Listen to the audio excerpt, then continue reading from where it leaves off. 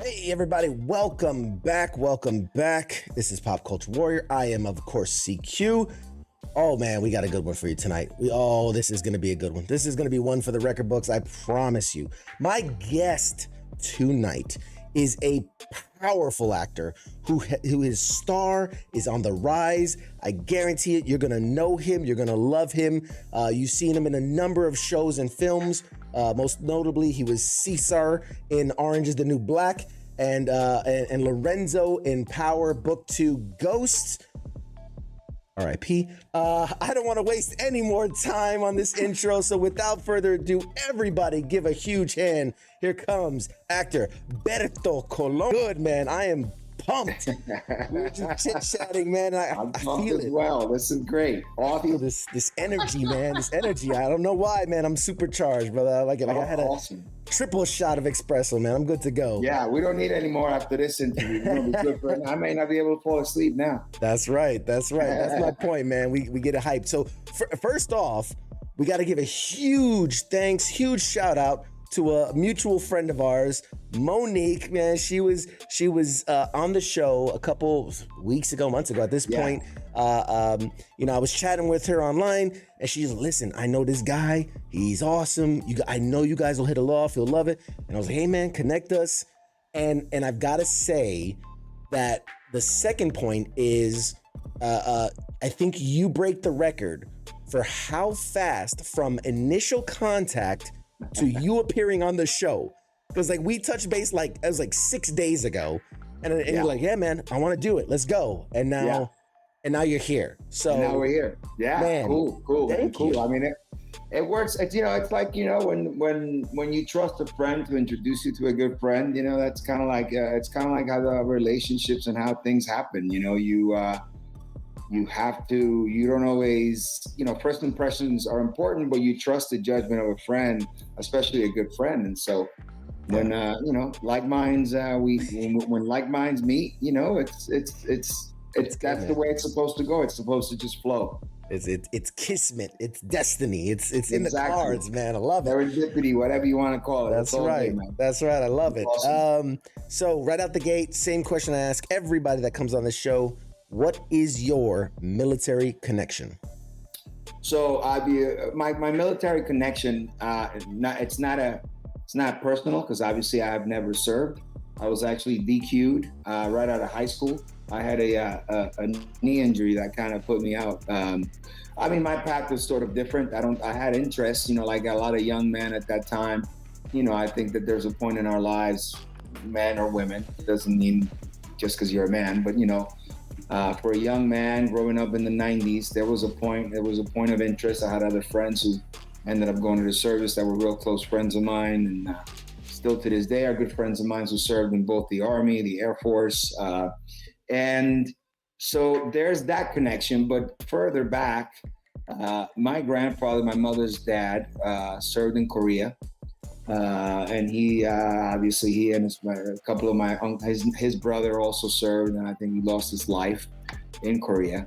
And that's as far as family is concerned. That's the family connection, immediate connection with friends. And to this day, my daughter's godfather, who is pretty much my brother, Mark, he's in the Air Force and he's currently serving still. He's real big influence in my life. Was one of my first friends that I met when I moved to this country from Puerto Rico, and to this day we're still, like I said, he's the godfather to my oldest. So that is we have friends, but immediate friends that kind of had an influence on me were those, and obviously my family. So those people, that's my connection to the service. Through the armed forces through those people. I've spent some time at a couple of different Air Force bases visiting him, Vandenberg, and I spent time in Colorado. That was Hawaii, right? Vandenberg is Hawaii, I believe, and then I forget the name of the one in Colorado. But yeah, man. I've always had obviously a huge amount of respect and I've supported, I just support, and I think it's so important. The whole idea of who we are as a country is kind of based, and we owe gratitude to the people that have kind of laid it all on the line to create this country. So obviously for that reason and many more, I have a great affinity and great respect for what you guys do. Oh, we appreciate it. Well, thank your family and your friends for their service. We thank them. Of course. Everybody does their part, and we appreciate it. Even if they were in the Air Force, whatever. Army guy, you gotta give him shit. Yeah. Little inter-ranch rivalry. They give them you guys fly them around. That's right. That's my taxi driver right there. Those are your, I should say the other way around. They fly you guys. That's right.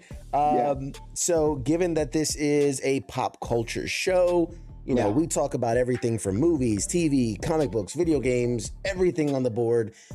What do you personally geek out about, right? I mean, it could even be music, fitness, cooking, whatever, but like, what's the thing that you just absolutely geek out over? Well, I mean, I'm a bit of a fitness buff, I still CrossFit quite a bit. I'm about to turn half a century old in about another 2-3 weeks, and I take a lot of pride in the idea that most people don't know that, because I just simply don't look that age. I don't know what. Not that I think that there's a definitive look for that age, but you know what I mean. Like, I mean, You look good. I'm not gonna let the old man in, and one of the ways that I do that is that I stay fit. I try to challenge myself as much as possible. So I'm a big geek about that. I love CrossFitting. It's become not only a physical health necessity for me, but also mental. It's a great outlet for me. It's always been. I've always been very active. I played football in college. I've always been very active. I've always gone to the gym. I've been going to the gym and doing exercises since I was pretty much either 9 or 10. I was a swimmer first, baseball, volleyball, and basketball, big basketball, and then football. So always had some type of training in my life. Always needed it, to be quite honest. And I feel like I've grown up through movies. My father, we were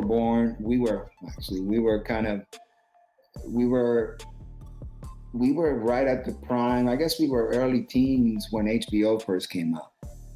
And in Puerto Rico, when cable came out, it was one thing. It was only a couple of channels. I guess it was MTV. But when HBO came out and we got HBO, man, it was like, I still remember that big intro when HBO opened, and there was like that camera through the city, the town, and then it opens up to like the valley. I guess it was California, and like in the Hollywood sign style, it was HBO, and it was lights, and it was like, I will never forget that. So for me, movies and just the idea of kind of seeing life kind of represented, kind of having a mirror to our own lives through movies is something that I feel like helped me grow, right? I mean, you have these growing pains that everyone has, but nowadays these kids just think that they know everything on these platforms, and they are kind of uncovering things that maybe they shouldn't. Yeah. Well, the way we uncovered things when I was coming up was through movies and just enjoying the hell out of them. And then, once in a while you get the privilege of actually going to see a movie on a big screen. So I think from early on, it just I've always been a geek about that. I've always been a big actor fan. I've always enjoyed that kind of commitment, that whether it was emotional, dramatic, the craft, funny, I've always just had such an affinity, and I've been so enamored, I've always loved the art form. And yeah. I would say that was something that started in, very early through movies and things like that. Yeah. The Hollywood magic, man. The Hollywood magic, man. When that bug bites you. Yeah. So from early on, and I like to surf as well. Although as I got older, I've not been able to go as much. I was pretty heavy into it when I was younger. Cold water is just something that I'm not going to get into ever, so I guess I enjoy it part of the year. And then just being with my family now, like being a dad has been something that is, a husband first, and of course a dad is something that I'm pretty geeky about. I dare I say I'm a little bit too committed to this. It's almost like sometimes, and especially as the kids get older, you got to let things kind of, you can't really, you have to learn to fight the war, not every battle. So, but that's just me, that's just the kind of, geek that I am. I'm just a very committed geek. I like it. I like it. And this is the portion where like I really want to get to know you, right? Because we do want to talk about your incredible career and the things you're doing and the things you got in the future, all these things, but like I like to get to know the person. Of course. You got to establish a baseline. Yeah, at the end of the day, we're humans. We're all humans. Yeah, and like, we're people first, and I love that. Of course.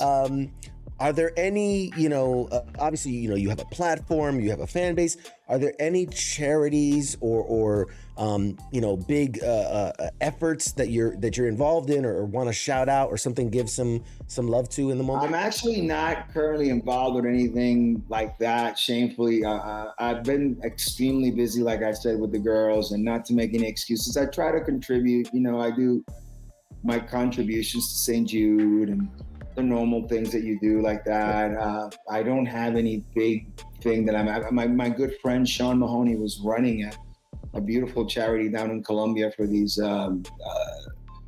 underprivileged kids in Medellin, and I contributed to that cause, and they've I've helped to put food on the table of these kids for almost a year. So I think he raised something like close to $23,000 for the organization.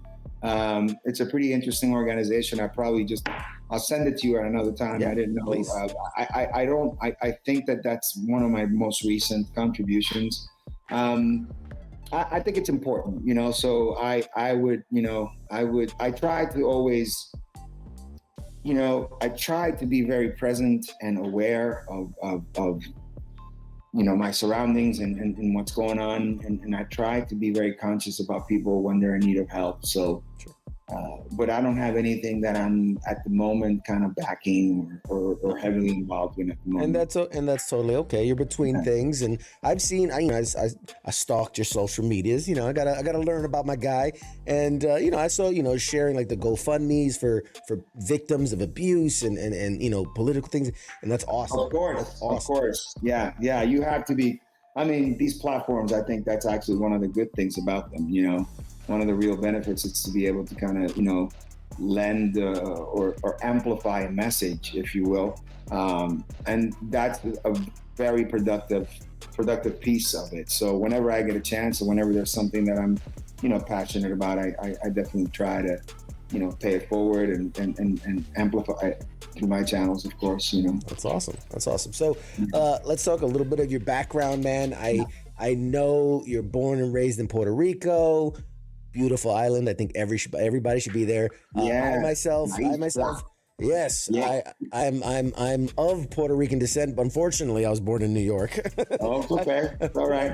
I've been back to the island. I've been home. You've visited. You've been part. You've taken in. You're part of the culture. You go. Yeah. Speak a little Spanish, I hope. Yeah, man. I go to the. I went back to my roots, right? That's what they say. Of course. I'm ashamed. I got a coquille tattooed on my. Okay. I got got to show. Got to represent. Yeah, of course, man. So, and I know you came to the States, younger age, it was like 12, 14, early teenage years. You have such an amazing story, dude. You have such an amazing story, busting your ass. I know you didn't really like it at first. You didn't really fit in, and you did all these things. And eventually, like you said, you got into sports and did all these sports, and you were working. You earned a full ride football scholarship to play at Fordham University in the Bronx, of all places. Mm-hmm. And then you suffered an injury, which kind of curtailed that. But I learned about how you kind of got into acting. But let's share with the audience just kind of how that shift from the physical sports mind to that more cerebral, the playful, kind of side came out, and how you fell in love with that. Well, I mean, performing, I think, is something that is in us all. I think to what extent we decide to kind of extrapolate and then expose that is kind of like in the very individual choice, right? But for me, like you said, it was, I had a very definitive, clear idea of what I wanted to do. again, was a swimmer, basketball, tennis, volleyball, and then suddenly I stumbled onto football. And I don't know what happened, man. It was just, I really just did not let up. I basically went in, to this day, I still remember I would sleep with my equipment on. It was just love at first sight. And it's a very physical game. So there was obviously there's that connection. I've always been very physical. So there's that, but it's just the intensity, the ability to, kind of go to toe to toe. I guess I can liken it to something like boxing or fighting or any of these, MMA or any of these, that it's like a real contest of wills and physicality and overpowering your opponent. So all those things really appealed to me. And then, I just knew that if I stayed with it, and I found the way to the States, and since my mom in the mid '80s had made a transfer here to the States from Puerto Rico as a federal nurse, I just had a very clear idea of what I thought at the time was going to be my path, and I just followed it, to be honest, And along the way, you stumble, and you find out that, things are not always as you plan, First, I had one injury that I was coming out of the island with, and then I ended up overcoming that. And then I broke my arm in Puerto Rico in I think it was my second actual game. And then after that, it just lit a fire in me. So from that point forward until I came to the States, I had to really train and get behind this idea of what I wanted to do. And I spent a year, going to 8th grade here in the States. And then it was on to high school, man. And I feel like it just kind of prepped me. Like I just found myself to be a little bit further ahead than most kids, just because I was already committed to doing this. And, I had put in the training to kind of recover from an injury. And so my mindset was a little bit different than not everyone. Because I think for the most part, everyone that I came into school that had the same interests as me had that same mindset. But it was a real nice journey to like kind of always be fixated on a goal and always work towards. And I think that's kind of like the way I still, to this day, that's how I spend my life. I just try to work towards a goal. I work towards meaningful things. I always try to have something that I'm searching for, something that I'm trying to go for, because I think it's necessary, And I was lucky enough to have great guidance in high school. I went to Lehman High School in the Bronx, and I got decent grades, not the best grades, but I got decent grades. And, people, like I tell my kids this, people, when they see a young person making an effort and trying to make it themselves, the world responds, and I feel like that has been my experience, at least, is that, people will respond and people will help you.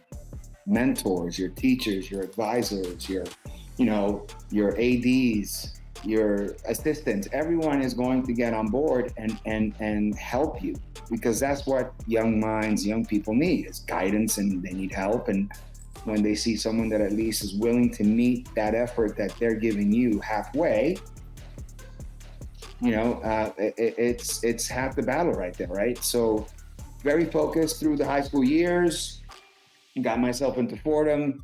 Unfortunately, right before my senior year of football started, which, by the way, we were a very good, solid, we had already, as a team, we had accomplished quite a bit. We were like a 2-9 team, and then we went to a 9-2 team when I was a junior. They did bring me up as a sophomore to play varsity.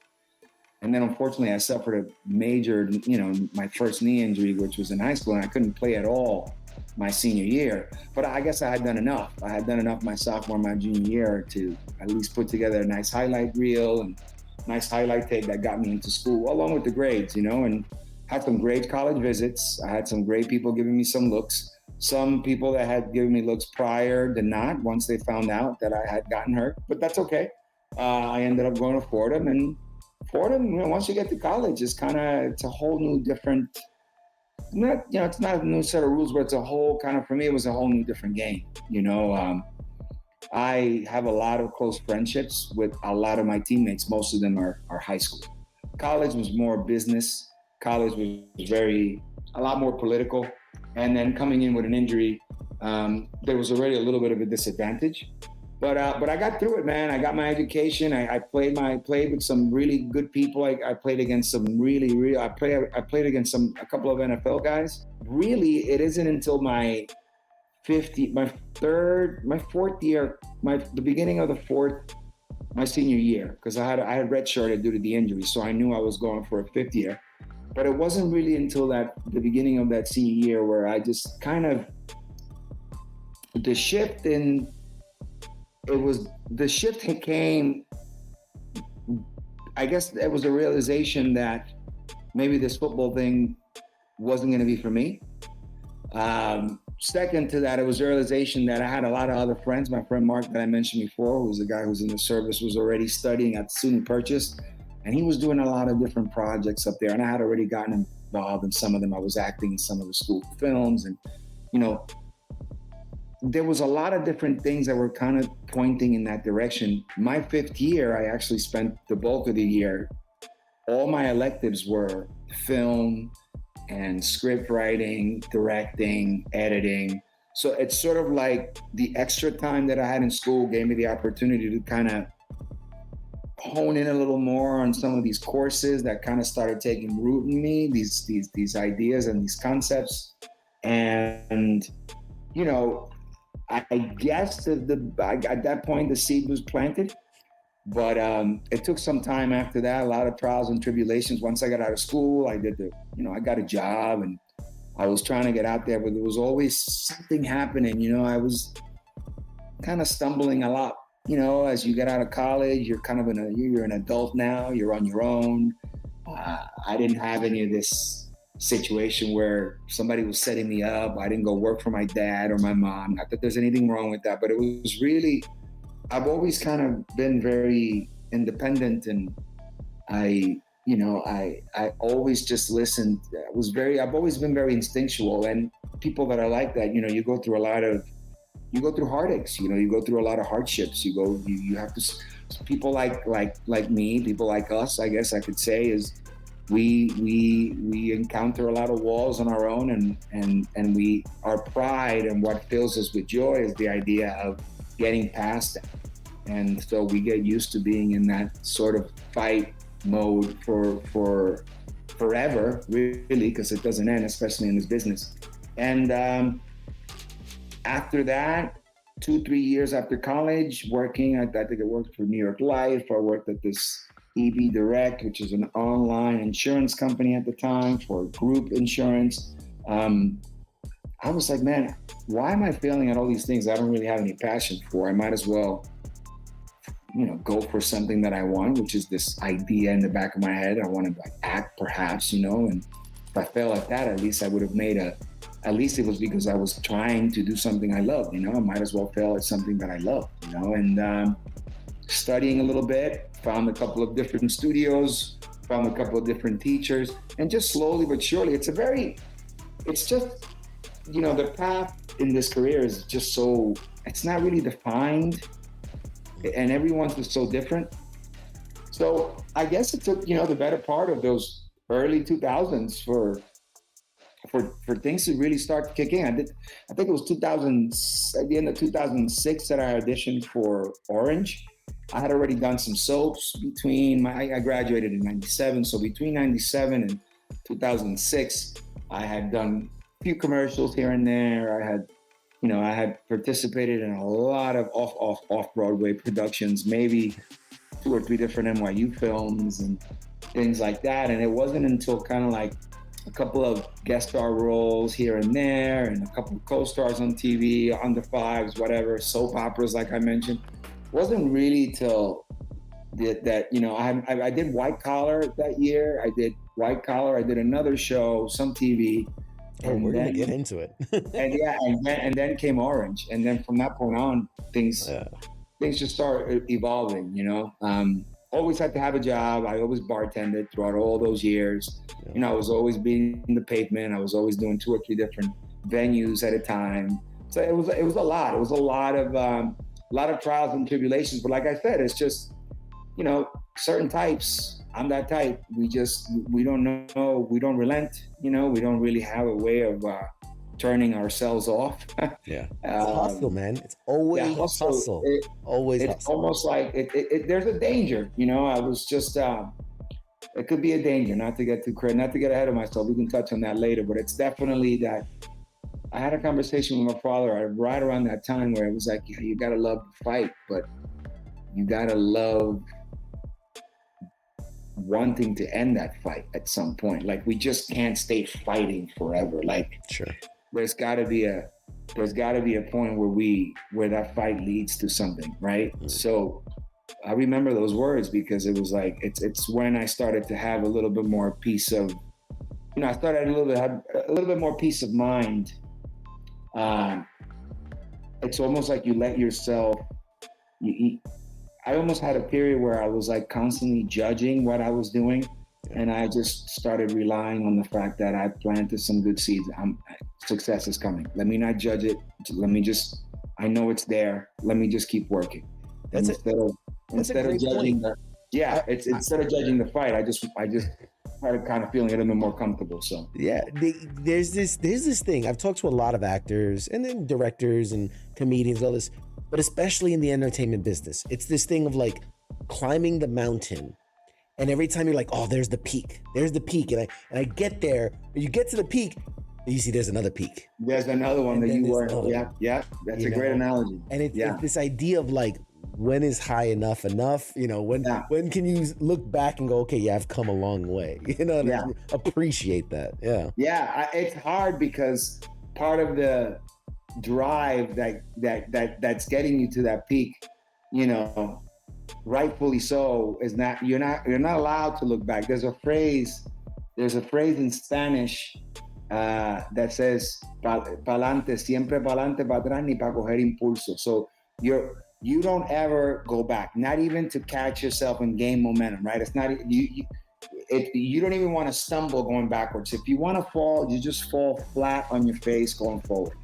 And that, like I said, there's a danger, but it's kind of like a two-way street, right? It's kind of like you have to live it's a necessary evil of surviving anything. And if you want to get to the upper echelon of anything, you have to be that way. You'll get to enjoy the benefits at some point, once you've accumulated a body of work that deems that kind of respect. And I mean, that's one way that you start getting over it, right? When you can concede to the idea that what you've done is good enough because of the results, and you can start looking back a little bit, but it's just always going forward. You have there's a lot of different components, right? You gotta know who you are. You gotta be conscientious. You gotta be spiritual in a way. You have to have all these different elements about you, and you just have to be real secure in yourself, Yeah. But I think that you just keep, no matter what, you got to keep pushing till the end. You don't stop. I love it. Yeah. So before we talk about the career and the roles and the things, one more question for you, and only you could answer this.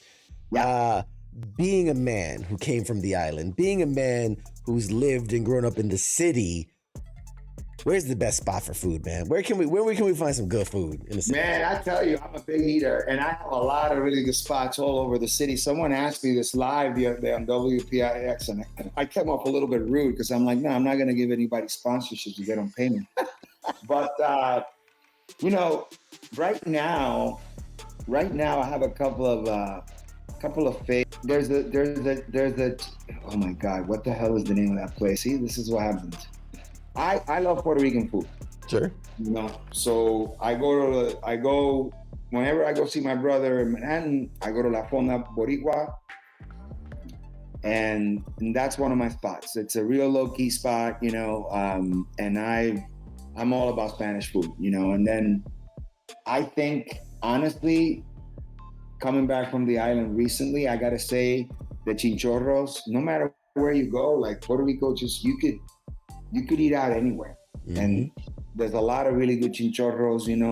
I eat very well, and I could eat on the side of the street in Puerto Rico. It doesn't matter. But I think overall, I would have to give a hats off to PR just because it's home and it's because it's done the right way. But there's a lot of places here that do it right as well. Yeah. But definitely, I was in this little spot right in right there in right next to what the hell's that in San Juan in Isla Verde. It's right next to the airport. It's like a street with no exit. Yeah. And there's a little chinchorrito back there that I could even look it up if we have time. But I don't know, man. There's so many good spots. Puerto Rico's just, you can never go wrong in Puerto Rico. That's right. You can never go wrong in Puerto Rico. That's right. Well, you get the tripleta or the mofongo or all. Yeah, man. We went to Palguera, and in Palguera we had like 4 or 5 different places right there in La Placita, and they were all tremendous. We were eating. What was the other spot that? Aventura 4x4 is this little spot up in the mountains in Coamo. They do it amazing. There's just so many places, like little, and I'm just beginning to kind of rediscover the island as well as an adult now, being able to, obviously go eat anywhere I want to now, whatever.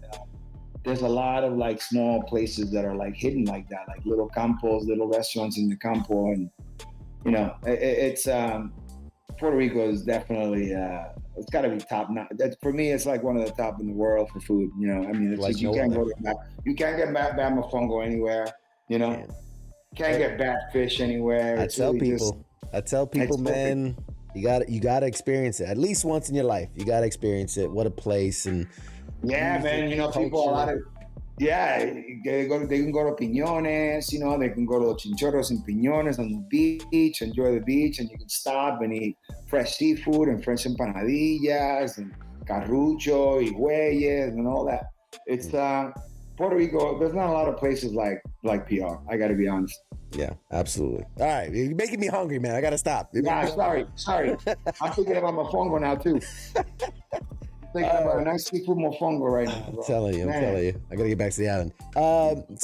So talking about your career a little bit, we touched on it a little bit. You started in the 2005 range, we'll say, is where you kind of picked up. And I want to ask you this, if you can. I know it's so long ago, but if you can put yourself in that mindset, right? If I'm talking to you 2005, you're just about to kick it off, and I go, listen, what for you is you made it, right? Like, what for you is, if this happens, I made it, right? You're that young guy. What's your answer? So at the time, it's honest, because I've had the pleasure and the luck of working with some really amazing agencies.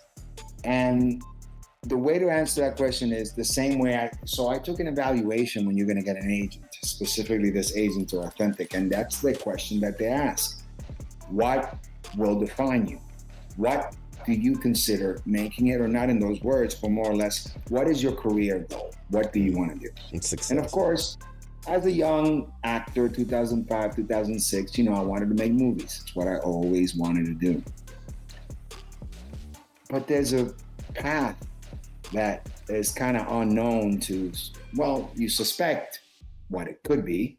You know that you're going to spend a certain amount of time doing X, Y before you get to Z, but you don't know what that path entails. And I will simply say that what I said then is still the same thing now. I just want to be able to make a living at what I do. Plain and simple. Yes, now that I have climbed this ladder, I understand how this works. Television, at the time I was doing soaps, television, independent projects, film, big budget films, or off Broadway, Broadway. So everything is in stages. But at the end of the day, what I've discovered is that the one thing that lets you know that you've made it is when you're able to make a living at your craft. And there's a lot of actors that you probably never heard of that spent 50, 60 years doing this work, and they led perfectly happy lives. They contributed they're part of the fabric of film or television or theater, and they provided for their families, which is what we all want to do. So I said it then, and I still say it now. Yeah, I'd love to make a movie, big movie. I'm going to lead a movie one day. I'm going to do these things that kind of like are the typical goal, right, that we all want. I've been able to, but gradually over the years, since that time till now, every goal that I put in, every goal that I've had, I've been able to attain. I mean, slow process. I wanted to be a series regular. Well, I've achieved that already, right? And now we can't stop there because we're not just going to stop at just being a series regular. So you just got to keep climbing. But at the end of the day, being able to make a living at what I do is the key. Stability is needed because in this work, and I remember especially at that time, it was always hard to get focused because, you get caught up in the struggle inadvertently, whether you want to or not. And when you don't have, let's say, financial stability, right? Like preparing for a job is like you're preparing kind of like outside of, for me at least, it was kind of like shutting down all that anxiety for as long as I needed to shut it down for, and just try to prepare for the next 2-3 days for this next thing that's going to change my life. And then when that thing doesn't happen, as it happens often, that you don't get the part, all those anxieties and all those insecurities and all that stuff kind of just come to the surface again. And for many years, that was the antithesis of making it, and that's what happens when you set unrealistic goals and what have you, and then you start to fall short and this, that, and the other. So there's a lot of traps, but I think at the end of the day, when you can finally make a living at what you do, whatever level that is, that's when you really start seeing a change, and that's when you see a progression, a real steady climb and a real nice progression in successes. You're still going to have a lot of failures, but you see the proportion of success to failure becomes a little bit smaller.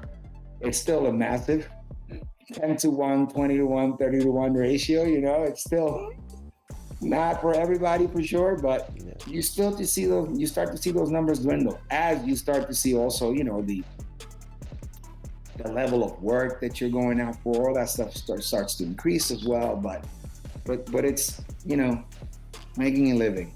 That's awesome. Being happy, not having anxiety, just being able to focus on what you got to do, things that's when you've made it. Yeah. And so I'm curious, what are your early memories? So those early bookings, so like All My Children, As the World Turns, One Life to Live, Royal Pains, Rescue Me, like all these early bookings, the guest appearances and one-off characters, so to speak, or janitor or guard or whatever. Yeah. What are your memories from those early things? Like, what did you get from that? So, it's a beautiful question, Mike. The early memories of all that is how thrilled I was, how fucking happy I was. And, now looking back on it is, for example, being on Ghost and Daniel Sunjata is in the show and he's now, and I'm now working on the same level with him. That is what I draw upon, and that's like the most fun when I look back on those days, is the idea that, a lot of those people have also kind of stayed with it, and we are now kind of meeting in a different place. I remember the excitement. I remember, all the silly actory things that you do when you have like 5 lines and you're going to make a meal out of, 5 lines. It's like, oh my God, everything has to be full and perfect. And, no one, you get to do it once because you're not really important at that time, and so you start to learn the ins and outs and how things work and wide shots and singles and single on you, single on them. And all those, I remember those because they were like, they were much smaller than they are now. Like they're just the amount of time that people spend with you at this level is, you get to spend a lot more time kind of with your material. And of course, now maybe as a series regular, let's say, now you're really carrying the content or the story, like a guy like Lorenzo, who wasn't always on camera, but he was present throughout this whole series, And so that's the change. But I have vivid memories of the beginning, and I remember just having, I get a chuckle, I get a laugh sometimes, because it's like I just remember the pure joy and the absolute fulfillment that I had from something that was so small. And that just speaks to the fact that I was just I knew that I was on my way to more, Yeah. And how far you've come. How far I've come, but at the time, all I was focusing on was like, my team partner at the time. It's like there are names, there are people that I still remember from kind of having that that you meet in the business, and you see them now, 10, 15 years later, and it's like, oh man, you remember we did this, we did that, like Daniel, and he was a big star in that show, and he was obviously a lead, and I just went in for like one episode, like I went in for like 3-4 days. So it's part of the deal, man. You take those wins, and when you don't know anything less, they're huge, and they are in their own right, So I have fond memories of all those years. Yeah, it was good work. It prepared me, and it humbled me, and I understood that there was a process, and I wasn't the only one there going through that. I wasn't the only person in that, I wasn't the only under 5 or the only guest star or co-star at any of these shows. There are other people that have the same interests as me, and they want the same thing as me, so you just learn to appreciate all of that, and years later, here we are. How, again, one question for those early days is, how was Hollywood and the machine of making all this, how was it different than you expected, right? What was not what you expected to be? To be honest, Mike, I didn't really have much of an idea. I wasn't conscientious enough about Hollywood. I really, the rumblings that you hear now, I heard then, right? Not enough representation. There's just not enough of us being represented. There's not enough women. There's not enough people of color. There's just, you always hear these things. And I think, in a way, not to sound, I think that for an actor, it's for me, I'll just speak for me. It was important, not that I was ignoring that, or not that I wasn't aware of the rumblings or what some of those realities were. But that's scary, especially for an actor who's young and, Puerto Rican descent, and, who doesn't have a single soul in Hollywood that can give me a leg up on anything. So to sit there and think about those odds, I think would have been was distracting. And I can tell you I avoided it. I also never saw myself as one of those people. I never saw myself as one of those who were struggling. I don't know if that makes sense or it sounds arrogant, but I saw myself outside of that realm, because you have to forge your own path. And I think at the end of the day, that's what we all have to do. And I think particularly for minorities, and particularly for people of color, or anyone who's a minority in anything, you cannot allow the circumstance of the numbers not being in your favor to get in the way of what you want. And I think that it's for me at that time was a question of mind over matter, right? And I just don't want to spend a lot of time thinking about negative thoughts, because for me it's something that distracts me. It's just a personal thing. It's just, and you know what? And as a way to kind of stick it to them, as a way of kind of like righting that wrong, or justifying all the ones that came before me that really saw nobody on screen, like the Rita Morenos and the Ferrer, Mario Cantinflas, and all these people that were just like singular, in their honor. You have to make sure that you make it, right? Because already someone came up before you. You have to try to get as far as you can. And so I think that's kind of like what I, whenever I had those thoughts, I try to really just surpass, get through them by I kind of avoided them, to be honest, And you're doing this. Doesn't mean you don't acknowledge the reality. It just, it's for an actor, it's a futile exercise. I mean, once you have a name, and once you've developed somewhat of a following, and when you have when you can carry a show and you have power, right? Because then that's power. You You're a product now. You can sell something. You have a network that's behind you. You have producers that are behind you. You want to be like a Leguizamo, right? You, of course, become an activist. Make as much noise as you can. At that point, I think you're justified, and you should. You should.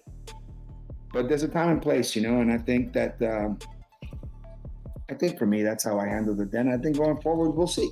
I'll be honest. I'm seeing a lot of representation now.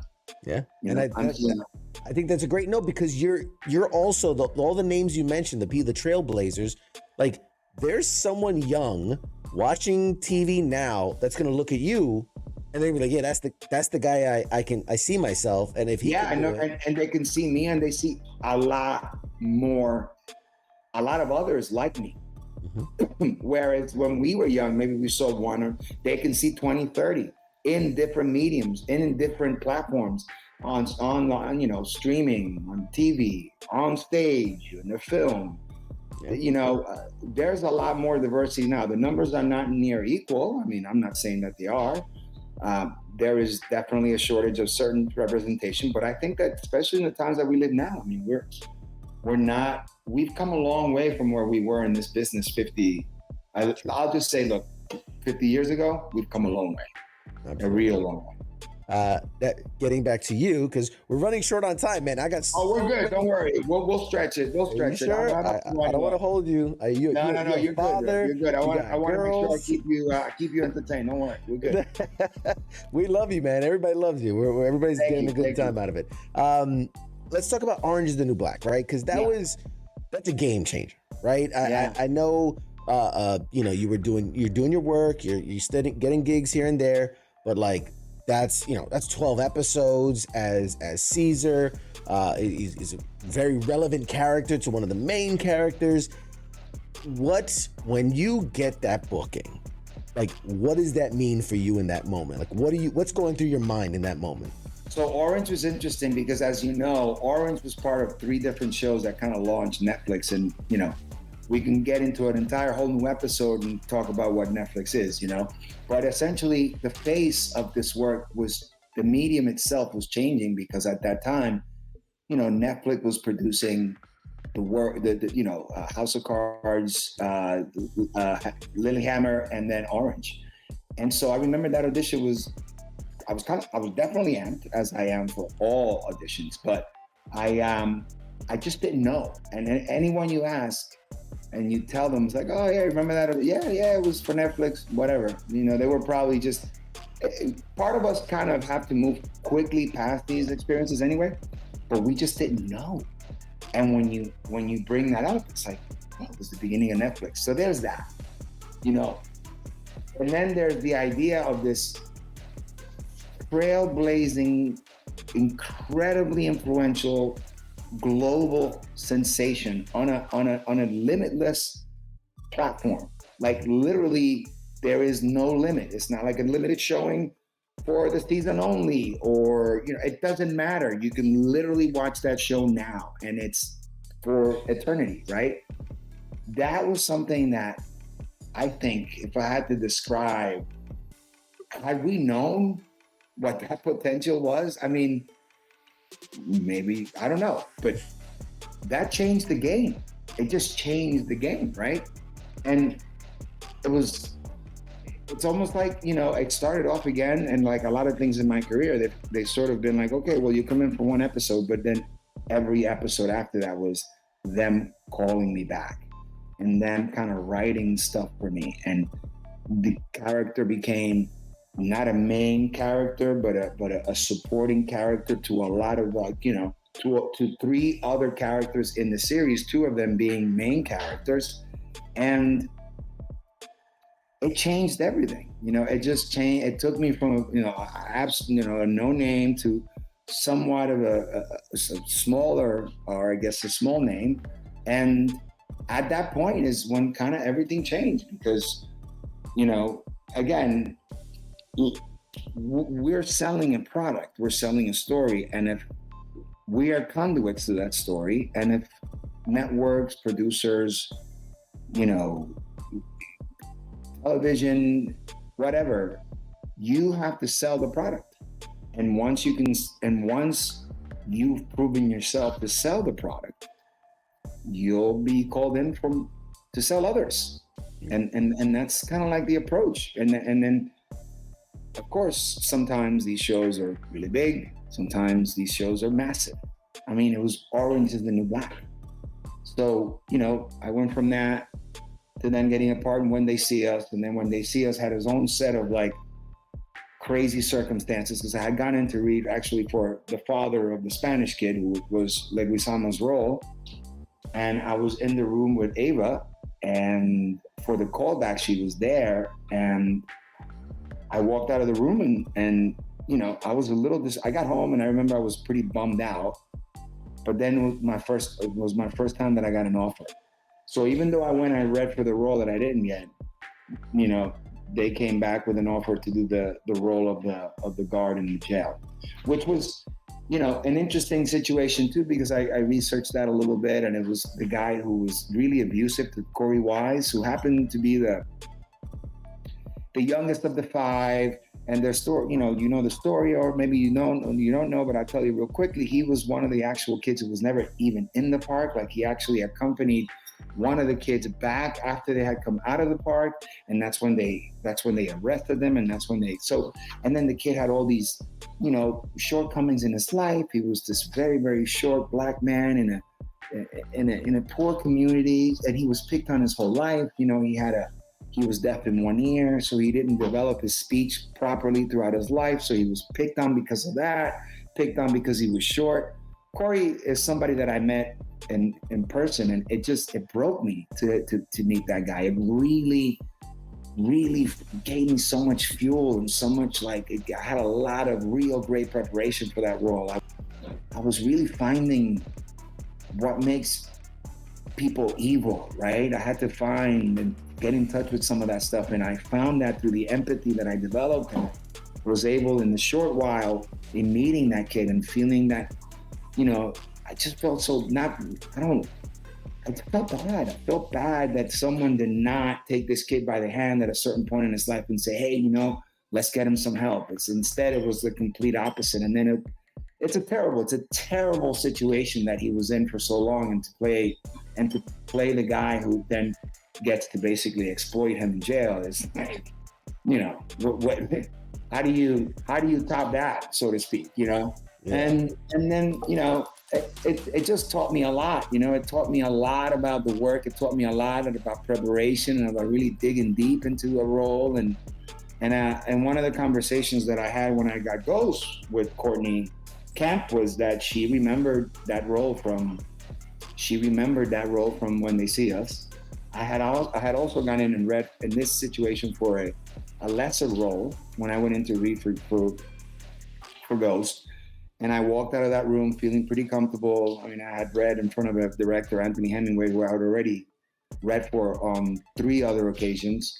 And Kristen Cromer was the casting director. I had also been so I was very comfortable. I had kind of been seasoned already. I'd done my thing. And that's the second time in my career when I got an offer. And it was, I was told that I crushed it. They loved me, and that they want to offer me something else. So it was kind of like, it's always been progression for me. Orange was one thing, a 1-episode deal that ended up being 12. When They See Us, I went in for a big role, didn't quite get that one, but then ended up making something significant of the role the opportunity that I was given. And then it was into Ghost, and I had read for the original Power as well before that, in all that, in all those 30, 40, 50 other failed attempts, before the one that I got. Sure. So it's, man, you just got it. It's so important, and it's a theme of this conversation. I think tonight is this idea that you keep going, man. You just keep going. Yeah. You really have there's no other choice. There's no other choice but to just keep fighting. So perfect segue into Ghost, because yes. After 21 episodes, let's say he had a less than favorable outcome. We'll leave it at that. Yeah. He meets his fate, which, by the way, was extended as well. because, you know, the second season was the elevation to series regular, and then the expectation was that that was it, you know. But got 6 more out of it, and it was great, you know. And I think it's TV, you know, and I think that the relationships I built are amazing. I know that I'll be able to call upon them, and I know that there's going to be more opportunities with Courtney, with Brett, Mark.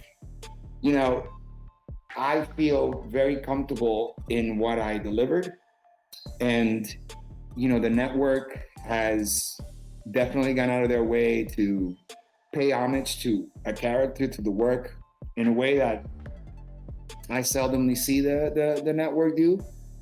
And so that's affirmation, man. You know, do I wish that I could have kept going? Yeah, sure.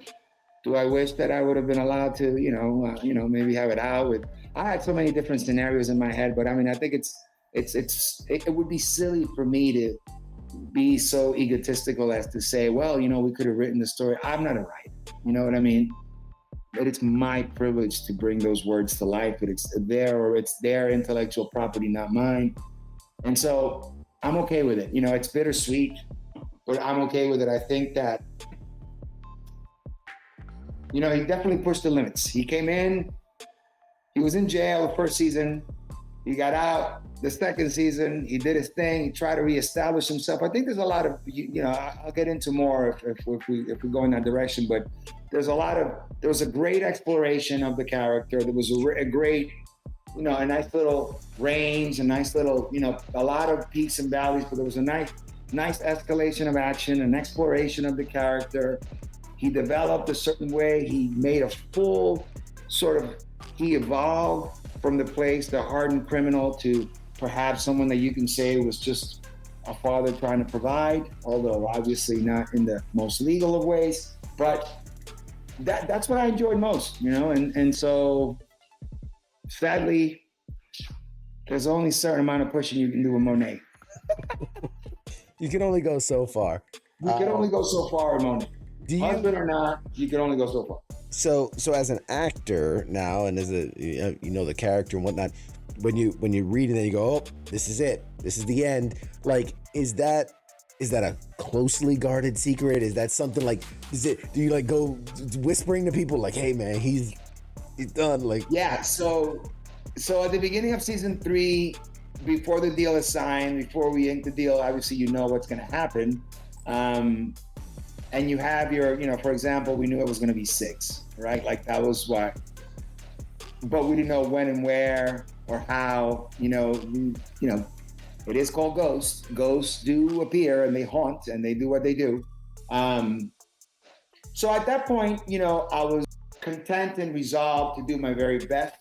I knew that in this situation, television moves really fast. So I just really focused on making sure that all these moments were lived out as fully as they needed to be, and that they had with them the necessary, you know, the authenticity, because from moment to moment, it was going to be a build for that final, what is it called? I guess, what's the word I'm trying to look for? The confrontation, final. Yeah, well, it's all a build to that final outcome, you know. And so, TV writers have a wonderful way of writing stories and writing this escalation, and sometimes de-escalation of tension, and then escalation again and de-escalation again. But it's all being done in a way that they really set up the audience really well, you know. And yeah, a lot of people were already predicting it from the beginning, but they didn't know, you know. And the thing that I always say is like, I knew what was coming, but the character doesn't. Right. So there needed to be a certain, you know. He's living his life. He's doing. Well, yeah, he's living his life, but there needed to be a real distinct separation between me, the person, and the character, because I know it's coming, but he doesn't. Right. So I tried to really I tried to be as honest on both ends as I possibly could, as the actor and as myself, right? Like acting, letting this character live in a world where he really is expecting redemption. He really is not. It's possible, you know, all these people, all the Tejadas lived with the, you know, expressed danger and explicit danger of their lifestyles. They all know what's possible, but they're not expecting that. Yeah. They just know what's possible. There's the similarity there to war, right? As a soldier, right? Like, you know, the reality is what you do. You know the reality, but I'm assuming, I'm not a soldier, but I'm assuming that when you go into battle, you're not expecting, you know, right. You just know. How could you perform? That's right. It's exactly it. So it's the same way. It's the same thing. It's like, you know, and if that's this, and I think that that's the kind of like the beautiful thing about, you know, when you make a sacrifice like that, it's kind of like what we, you know, it's not at the same level, but you know, that's what we have to do as actors sometimes, is that you just got to lay it on the line. You just got to lay it on the line. And all those little moments have to kind of be lived fully. And it's going to happen. It happens. You know what I mean? And I just remember I loved this season, even though it was shorter than my others, because I think in a way I just remember being on set, and I remember being like almost over prepared. Like I didn't need a rehearsal almost, like I was already going on rehearsal. Like when we had rehearsal, I was already firing. Because I mean, we don't get that time in television. We don't have a lot of time. And the stakes are super high for me this year. The days are counted. And so also to bring these authentic moments to life, you know, there had to be like this energy that was either completely suppressed, or there was something kind of, you know, living at the very top of this, you know, simmering at the very top, or this energy that was completely full force and like was no holds bar, and he's just ready to go. So it's like I kind of lived every episode kind of like a caged animal, so to speak, and I just wanted to be over prepared for everything. And I gotta say, man, I'm very happy of the final product. I think that they did a really good job. You know, we give them, let's say, 6 or 7 different takes, different ways. Perhaps, you know, like take it down here a little bit more, bring it up here on this. You know, maybe give me one that's all flat read. Maybe give me one that you're a little bit more agitated. You know, what have you, whatever the case may be. But I think overall, it was this idea that everything needed to be as full, and I needed to be as prepared as possible so that I can render the best possible performance, because of the fact that that's kind of like what made this guy special, right? It's like he was all out, you know, and he really did everything that he did for his kids and for the family, even though, you know, it was a very conflicting, terrible relationship with the wife, you know, but he had his kids, the kind of like where the saving grace, the silver lining in his life were those kids. And so that's heavy stuff. That's not light stuff. You know what I mean? So I was definitely firing on all cylinders all season long. I felt that. I felt that way, at least. I think it came together beautifully and so well done. Thank you. In an interest of time, I'm gonna ask you one more question. Yeah. Now I'm gonna play a little coy here. I'm gonna reserve myself, because I know you've been on both sides of the Marvel DC kind of split, because you did an episode of Jessica Jones on the Marvel side, and you did an episode of Gotham on the DC side. Both of those were in 2015. So again, being a little coy here, any potential future return to either side of the maybe? So I don't know if this was a design or you just have some crazy intuition, but I have, as an actor, the greatest security you have is when you know you have something coming, and when you land it immediately after you finish another project is even better. Mm-hmm. So having said that, I am now part of the DC world with the new series, The Penguin, with Colin Farrell. And that is bananas. Now, I will say this right now. I'm not going to give you any details. It's definitely not a Lorenzo role, but it is a very meaty, beautiful, family-oriented situation that I find myself, my role in, my role is in this particular case. The story is about, Colin is everything. Obviously, there's a lot of supporting great actors in this series. Chris Milioti, Michael Kelly. I'm actually getting to work with the guy who played. Oh my goodness, I'm drawing a blank. Scott. My goodness, sorry. I'm gonna get you on that. But he actually played the Congressman Sweeney on Ghost. So again, one of those situations where the world, you find yourself in a group of people that are familiar. And then also, I'm playing alongside my good friend James Matteo, who went to high school. I went to high school. We went to high school together. And he is also part of this world. And ironically enough, he was a child actor. He was in Basketball Diaries. He was in Hook.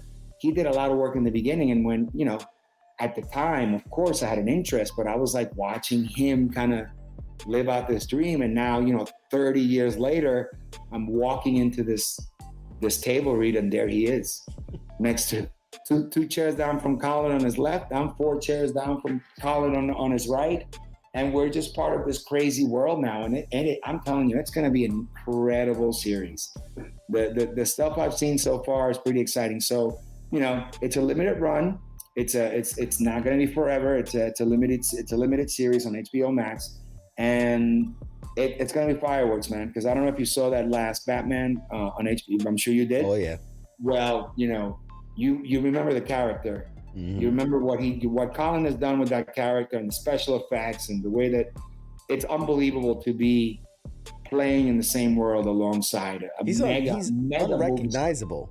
He's completely unrecognizable. I mean, it's a daily 4.5 hour to 5 hour prep for him, just on the same thing that he wore the day prior, right? It's just the commitment to get someone of his stature to come do that. I mean, it's a big deal. It's a real big deal. And again, super excited and super blessed. And I'm continuing to do a bunch of different things. Obviously, I've gotten to a point where there's some good, different work that has kind of landed on my lap, so to speak. And I don't want to just act in this world. I would like to produce and direct at some point. So I'm